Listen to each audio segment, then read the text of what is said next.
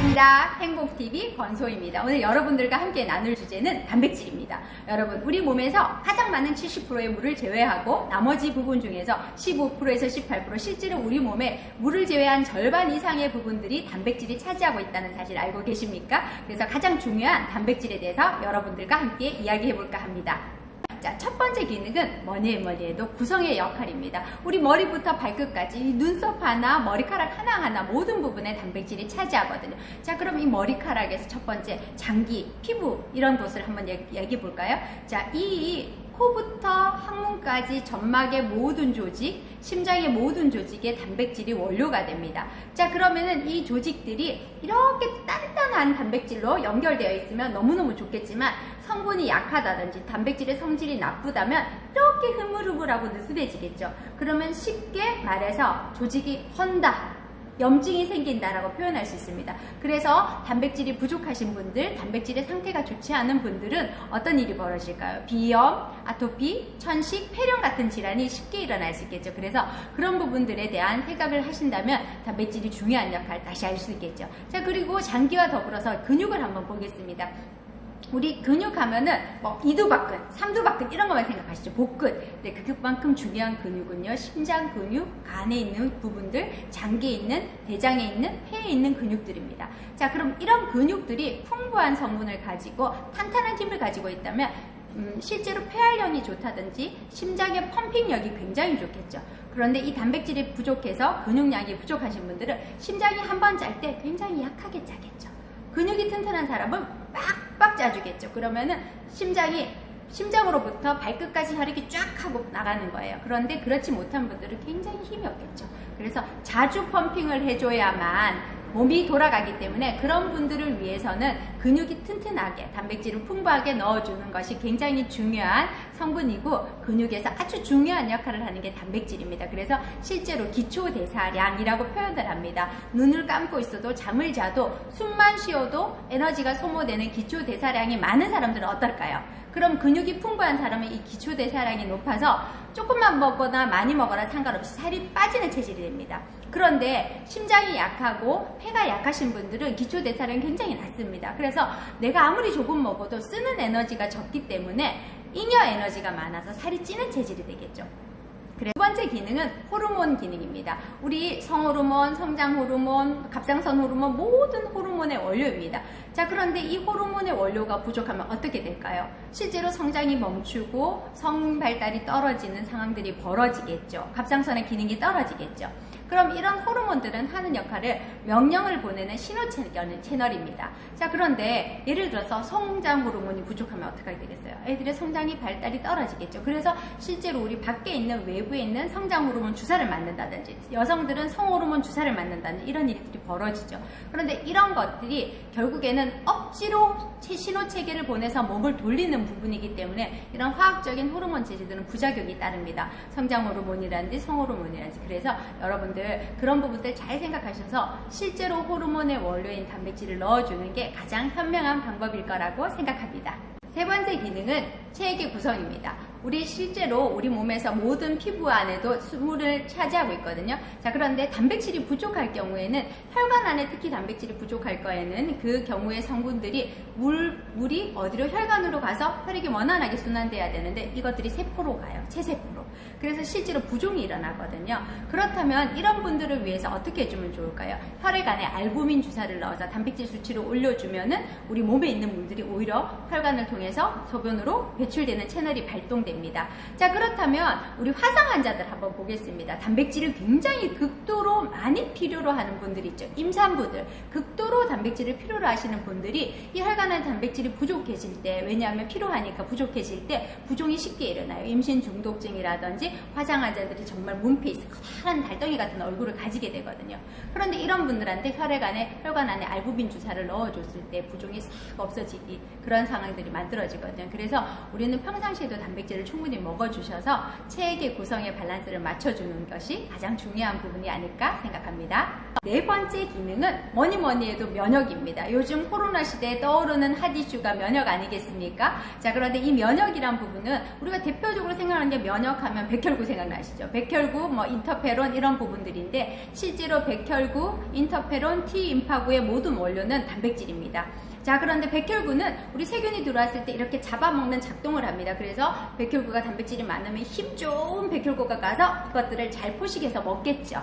자, 그리고 인터페론이나 이런 우리 몸에서 단백질이 미리 막아주는 기능을 합니다. 실제로 수갑의 역할을 한다고 저희들끼리 표현을 하거든요. 그래서 평상시에 단백질이 풍부한 친구들은 우리 세균이나 바이러스가 왔을 때 이 친구들이 작동 못하게 수갑을 채워버리는 거죠.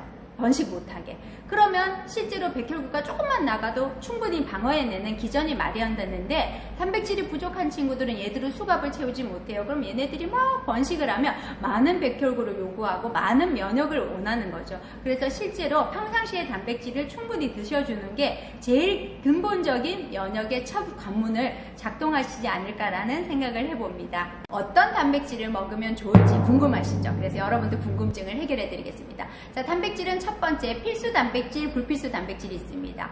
필수 단백질은 우리 몸에서 합성이 되지 않는 단백질들을 필수 단백질이라고 합니다. 그래서 꼭 먹어줘야 되는 거죠.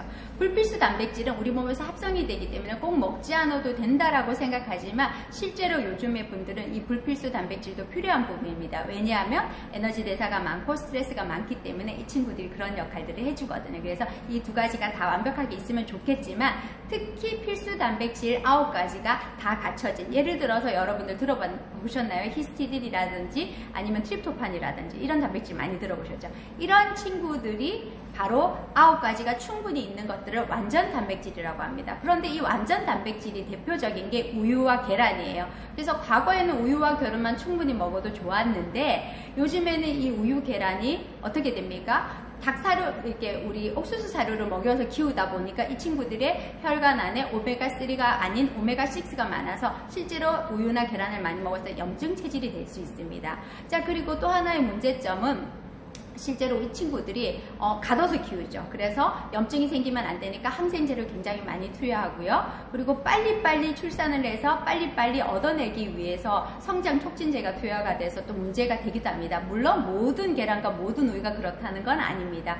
그리고 고기 같은 경우에도 많이 드셨을 때 산성화 체질이 많이 되기 때문에 암이 유발되기도 해서 굉장히 많은 문제가 되지만 어쨌든 우리는 9가지 필수 아미노산이 있는 완전 단백질이 필요하겠죠. 자, 두 번째는 아미노산 스코어라는 부분이 있습니다. 아미노산 스코어는 어떤 거냐면 이 9가지 필수 단백질의 조성을 얼마나 잘 맞췄느냐에 따라서 그 필수 아미노산 스코어가 100 이상이 되는 것이 좋은 단백질이라고 표현합니다. 자, 그런데 합성으로 조성을 맞춘다고 해서 아미노산 스코어는 100이지만 우리 몸에 좋을까요? 그래서 여러분들 그거 판단하셔서 좋은 단백질이라 함은 우리가 실제로 산성이 되지 않는 동물성 단백질들은 혈액이 산성화돼서 또 암 유발률이 높아지니까 걱정되는 부분입니다. 그래서 산성화되지 않는 식물성 단백질이 좋긴 하지만 실제로 동물성 단백질 3, 식물성 단백질 7이 가장 좋은 조합입니다. 그런데 요즘에 암 때문에 동물성 단백질 많이들 피하고 계시죠. 그래서 식물성 단백질을 선택하셔서 드시면 좋은데 식물성 단백질은 아미노산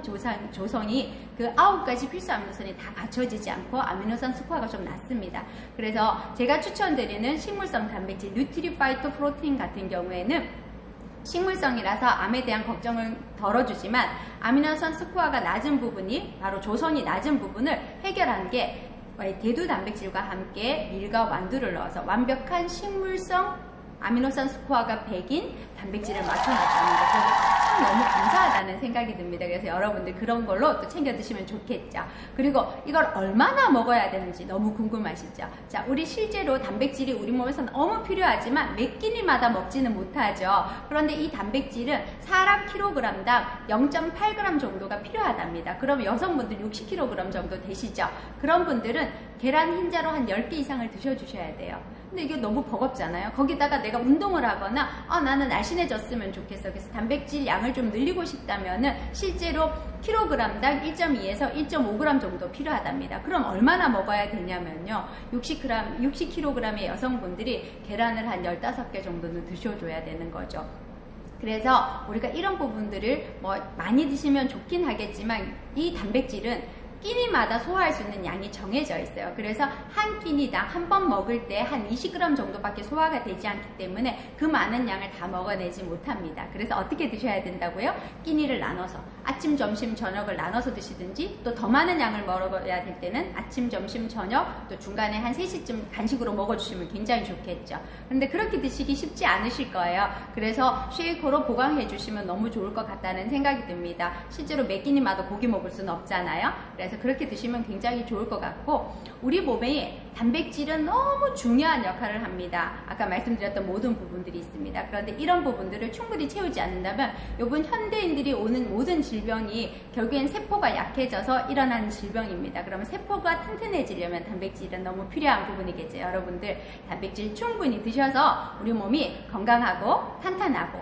면역도 완벽하게 이기는 우리 모두가 되셨으면 좋겠습니다. 여러분 단백질 많이 드시고 모두 행복하세요.